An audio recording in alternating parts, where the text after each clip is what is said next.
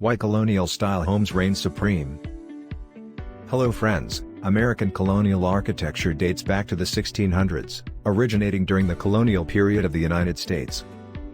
Though the style technically encompasses English colonial, French colonial, Spanish colonial, Dutch colonial, and Georgian styles, American colonial is most similar to English colonial, due to the prolonged length of British rule in America.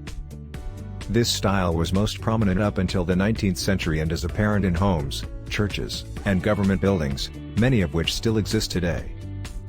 While there are several defining characteristics of colonial architecture, there are some regional nuances, a result of the settlers in the area and the available materials at the time. While colonial-style homes in New England were often built with wood, those on Long Island and in the Hudson Valley were constructed with brick and stone.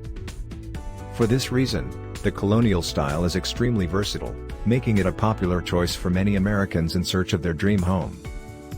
Although colonial homes do have aesthetic variation, there are a few distinct characteristics worth examining in more detail. Defining qualities of colonial architecture. American colonial homes are simple, symmetrical, and rectangular. They are always 2 or more stories tall, with the staircase located in the center of the home. For that reason, the staircase is a prominent design feature and is usually made of wood. Just like the staircase, the front door of colonial homes is at the center, opening directly to the staircase, which is often surrounded by a formal entryway. Layout of colonial homes. As previously mentioned, colonial homes are usually 2 or 3 stories tall.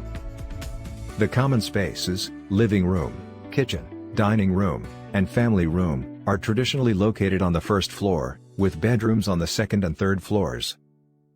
Traditionally built with an emphasis on symmetry, these homes are often 1 room deep and 3 rooms wide, though their rectangular shape makes it easy to add onto, either on the sides or back. Another feature you will see in many colonial homes is a large central fireplace, or 2 fireplaces on either side of the home. Remember, symmetry. Pros and cons of colonial homes. Pros of these type homes. Suitable for entertaining. Spacious, with a great layout. The rectangular shape makes it easy to expand. Cons of these type of homes. Big, open rooms make it hard to heat or air condition. The style can come across as excessively formal. Centrally located staircase makes renovations a challenge. If you like the video, give it a thumbs up and share it with your friends. For getting more useful and interesting information, subscribe to Engineer AJ Laud's channel How to Make My House.